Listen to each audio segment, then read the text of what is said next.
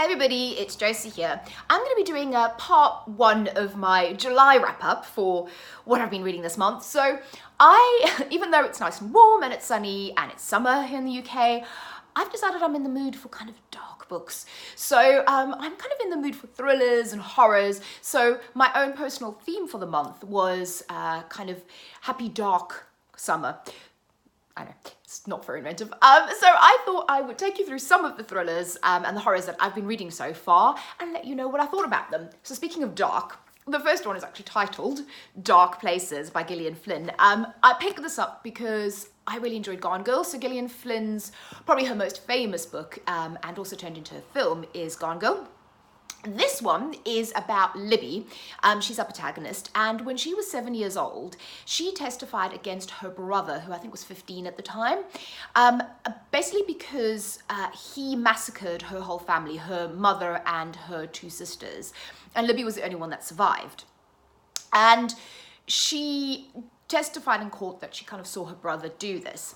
And now we're, I think, like 23 or 24 years later, and Libby is approached by a group and basically this group is questioning, so they're called, I think, the Murder Club or something along those lines.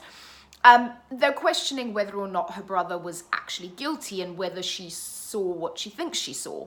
So this book goes into flashbacks, so back then, what happened, the kind of story slowly reveals itself. She has these interactions with this kind of murder group or kill group. So basically they are, it's quite interesting, their hobby is basically talking about quite grisly murders and serial killers, and they have formed opinions on whether or not, you know, they think they're guilty. They keep dossiers. They're really, really into this. It's kind of that's what they do for fun. So I'm obviously not going to say much more about the plot because it's a thriller and then I'd give the plot away. What I did find interesting about this book, and I think Gillian does this, she writes quite unlikable, I guess, main characters. So in Gone Girl, the main characters were pretty unlikable. I would say Libby, I think a lot of people will not like her. She's very surly. She also is quite broke. She doesn't seem to work. She's been living off kind of money that people gave her, or that, you know, when she was 7 years old and the story broke, people felt really sorry for her, and she's essentially an orphan, and they kind of contributed to a fund for her, and she's been living off of this fund, and this fund is kind of down to its last few pennies. So she's kind of trying to figure out a way to make money. Heaven forbid she get a job. But what she does is she actually takes money from these people that are this kind of kill murder group that are interested in her brother's case. And even they say to her, oh, you know, do you have any letters or any mementos or anything that you could sell? And she sells stuff to them. She kind of gets information and they pay her in exchange for that. So I think Libby is a very unlikable character. But I quite like that. I don't always like likable main characters, if that makes sense. She also is, again, a bit of an unreliable narrator. You never know if what happened actually happened, or, you know, I like that element. I thought it was good. I don't know if it was as good as Gone Girl. So it's just different. I mean, I enjoyed it. I think as a thriller, 3.5 to 4 stars. So yeah, I enjoyed this one. I was not disappointed. Then the next one, oh, this pains me, is The Black Dahlia by James Ellroy. I really, really tried to get into this book. So what this is about is you had the Black Dahlia murders, and it was about an actress, I think in the 40s, yeah, 1947, and this actress was killed, and they never really figured out in real life who killed her or exactly what happened to her. And this is kind of like a fictionalized account of the detectives for her case. And I thought that sounded really interesting. I love that era. I love all of that. But with this book, and maybe I have to give it another chance when I'm in a different mood, possibly. But I started reading it, and I swear, I think the first 60 odd pages are literally these two cops, and they're having like a boxing match. And it's all very sort of macho, oh, we're gonna go have a boxing match. And and it was so boring. Like, I don't care. Like, I'm not interested. If I wanted to read a book about boxing, you know, I'd go, I don't know, read a Rocky retelling. This just didn't I don't know, I could not get into it. I could not get into these characters. I could not get into this massive long narrative for 60 odd pages on them talking about a boxing match. And I'm like, so when are we actually going to get to the case? I just don't think it was a great decision to start the book that way. So I DNF'd this. Like I said, I may or may not hang on to it. It depends on my mood. I might try it again later this month to see if I can sort of get, maybe just like skip past that and get to the actual meat of the story. And the writing style also wasn't particularly gelling with me. So yeah, but we'll see. I might try it again, but as of now, this was a very disappointing DNF. Then the next one, these are all my black themed ones. We've got Blackeyed Susans by Julia, I don't know how to say this, Herbelin.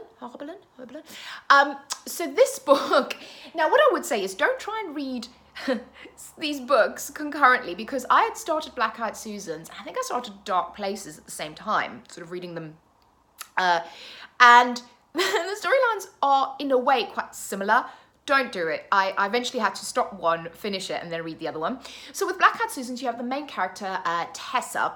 So she was the only surviving victim of a serial killer, again, when she was a teenager, when she was young. And they were kind of dubbed the Blackeyed Susans.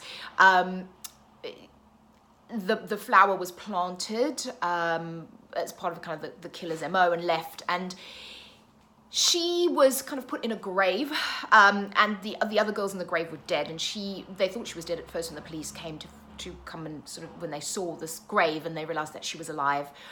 Again, she testified at a court case at the time, and someone was convicted for these murders. And in present day, she's an adult, and a lawyer comes to her, and he's from the Innocence Project, type of Innocence Project, and they're looking into this case, and they believe that the person convicted for these Blackeyed Susan murders isn't the correct killer. So you can see how it's similar to Dark Places, and then you can get confused. So don't read them at the same time. This again, it's interesting. It's interesting, kind of, it swaps narratives from the past and the present, and again, I don't think the main character is particularly likable. Tessa, she's an interesting main character. Also, how reliable is her memory? Did she experience what she thinks she experienced? You know, do we have the right person in custody? And it's kind of, so it follows on that narrative. I enjoyed it. I probably enjoyed it less than Dark Places. So if I'm giving Dark Places 3.5 to 4, I would give this 3. It's not a bad book by any means. But I think I preferred Dark Places, and they are quite, I guess they're quite similar in premise, in the sense that you have someone in jail for a crime. Did they commit it? We're going back to see what actually happened and uncover the narrative. There was a bit at the end that I was like, really? Oh no, I'm lying, that was in Dark Places. Okay, no. So I definitely prefer Dark Places more for a similar story vein. Then the next one I've got here, so this is kind of a bit of horror. We have got Ray Bradbury's Something Wicked This Way Comes. This is a kind of the horror masterworks, and it is about 2 young boys, and they're living in this little town, and then kind of a carnival comes to town, and the carnival is kind of dark and spooky a little bit. I have to say with this book, I enjoyed the premise more than I enjoyed the execution, and people might say blasphemy, it's a classic.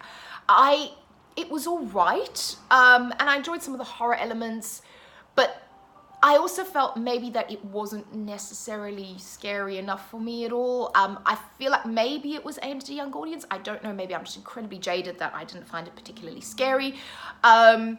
It's not a bad book, but I did in places get a little bit bored, and I just didn't find it particularly scary, and I was quite disappointed because I thought it was going to be amazing, because I love kind of carnival horror. So I would only kind of give this 2.5 stars if I'm totally honest. You know, by all means, if you're interested in it, read it, see what you think, but it just and again, yeah, it just wasn't necessarily my cup of tea, and wasn't really scary enough for me. Then the next one, this one I enjoyed, is We Sold Our Souls by Grady Hendrix. So I will say now that I'm a Grady Hendrix fan. I loved Horror Store. I love My Best Friend's Exorcism. And this book didn't disappoint, so it's my third grade Hendrix. This one, the main character is, what's her name? Chris. Yeah, the main character, Chris. She is a guitarist. She used to have a heavy metal band back in the day, so, you know, her late teens. And it was her and 4 guys, and they did all the touring. They went around the country, they wrote songs, and they did really kind of heavy black metal music. And again, the story is like, you know, 20 years later, where she is now working in a Best Western as a receptionist. Clearly the career didn't work out. And she's driving home from work and she sees this billboard, and there's someone, Terry, is on the billboard. And Terry is her ex-bandmate, so he was in the band with her. And he's obviously gone on to massive success. He's a big, massive metal rock star. And she and the other people of the band aren't. And then you kind of find out what happens. So this is a horror book, so there's horror elements to it. You find there's this omnipresent Terry character. There's sort of some psychological horror in it. It's slightly supernatural. It's a bit weird. I think if you're a metal fan, if you like heavy metal music, there's a lot of references to bands, to music, to songs, and I definitely appreciated that. Maybe if you're not into metal music, then you wouldn't, but if you definitely are into metal music, you'll appreciate that. There's also great, like, there's lyrics in here from the songs, which is great. Like, one of the albums kind of follows through, and she on her journey, she has, like, she'll sing, like, the lyrics. I know it might sound a little bit confused, but that's the premise of the story, and then you kind of have to read it, because if I say any more, it's just, yeah. But just know that it's horror, that it's supernatural, but also it's kind of an interesting take on the nature of success as well, and what that does, and it changes people, you know, wanting fame. Yeah, how does that sit with you, and kind of a bit of remorse, revenge, hanging on to the past. All of those elements are actually in here, and I really enjoyed this book, so I would give this one 4 stars. Then the next one, I also really enjoyed, so all of these I really enjoyed, spoiler, Reconstructing Amelia by Kimberly McCreight. I liked this book so much more than I thought I was going to. Well, I thought I was going to. So the premise of this book is that your protagonist is actually Amelia's mother. She gets a call, she's at work, and she gets a call saying that her daughter's been suspended from her quite prestigious school, and she has to come and pick her up. And her daughter's been suspended because she handed in a paper that she wrote, and when they did the sort of plagiarism check on it, they found that it wasn't original, she'd plagiarized other people's work to write this paper, and her mother's just like, this very odd. It doesn't sound like Amelia at all. She actually was really interested in this topic she was writing about. Why on earth? It just doesn't make any sense to her. But anyway, so she leaves, and this is on the other side, I think, of New York, where she has to go and pick her daughter up, so it takes a while. And as she gets to the school, she sees there's kind of police and fire trucks and all that there, and commotion, lots of people, and what's going on. And then someone takes her aside and says, I'm really sorry to tell you, but Amelia has committed suicide. She's jumped from one of the buildings. So that's, I'm not giving it away because that's kind of the setup for the story. And then you basically, the rest of the story is, again, it's reconstructing what led up to that, what happened. Amelia's mother's not convinced that Amelia actually committed suicide. So throughout the whole book, you're finding out Amelia, about her life, about what was going on in her life, you know, and also that overriding question of what actually happened to her, and was it suicide, was it not suicide? This great queer element in this book that I was not expecting, so this is going on my queer thrillers list, which I really liked as well. So that was a nice surprise. I didn't know it was in there, and I really liked that. But I really enjoyed this book. I enjoyed it as a thriller. I enjoyed the characters. I enjoyed the idea of the narrative. It's like Mean Girl elements in it. So there's an element of, you know, sorority type thing in it, which I really like, and I suppose hazing and rushing and that kind of thing.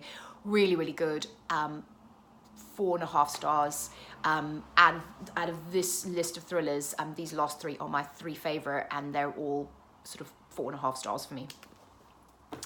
Then, which one shall I do? Let's do this one first. So, the next one, I've got Little Monsters by Cara Thomas.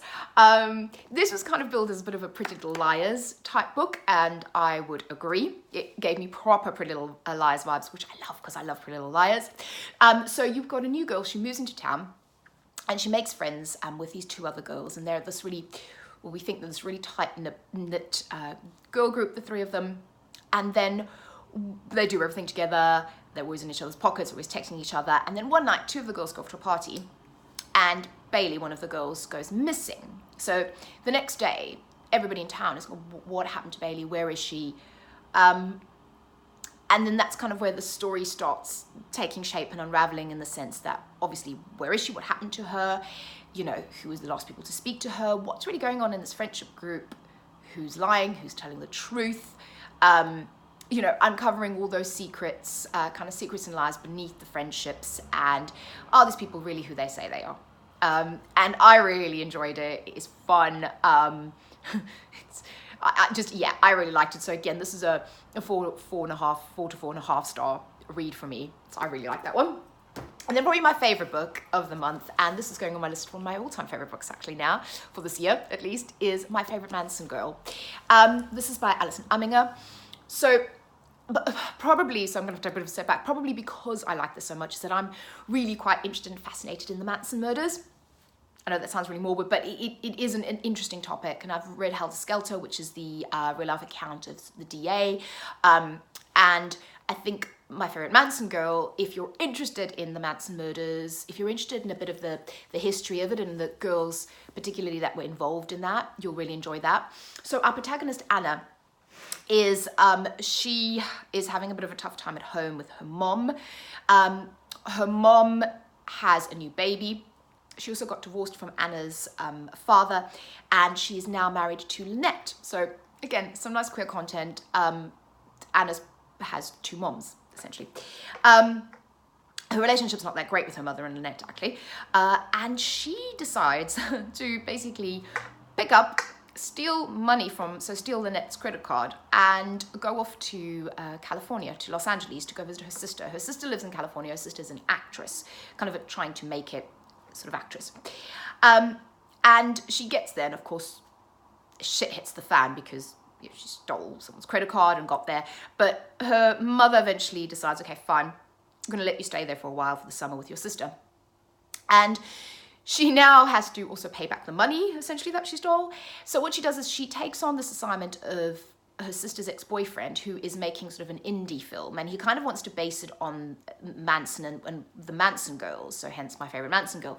And he basically says to Anna, well, I'll pay you, research the Manson murders for me, and give me a good character, you know, uncover something. And throughout the narrative, she is researching the Manson murders, she's talking about the girls, she's talking about Sharon Tate. If you enjoyed that, really interesting. I really like that. And having read Helter Skelter, knowing the real history, Alison really did her research, so it's all true. It's not, she didn't make any of that up. But then you're also weaving in that Anna story, her sister story. And what I loved about it is I loved the setting. I loved that kind of LA summer setting. It reminded me a little bit of Everything Leads to You, completely different narrative though. Also, you have these girls, each one of them is struggling with their life, struggling with identity, struggling to see where they fit in. Having to depend on others, kind of the Hollywood scene and how dark that can be as well, what people will do for fame, kind of the psychological impacts of that, the psychology of when she's reading about these Manson girls and kind of comparing yourself to it and kind of how far would you go, what would you do. There's a slight sort of thriller element to this as well, something that happens to her sister. I really enjoyed this book. I really, really enjoyed it. I don't know if it's just the Manson element, but I really enjoyed it. So this is like a 4.75 for me. So this sort of just edged the other one. So yeah, so this is a good one. So that's my wrap up so far. I hope you enjoyed that. Let me know what you think if you've read any of these books or if you have any recommendations. And I will speak to you all again very soon. Bye-bye.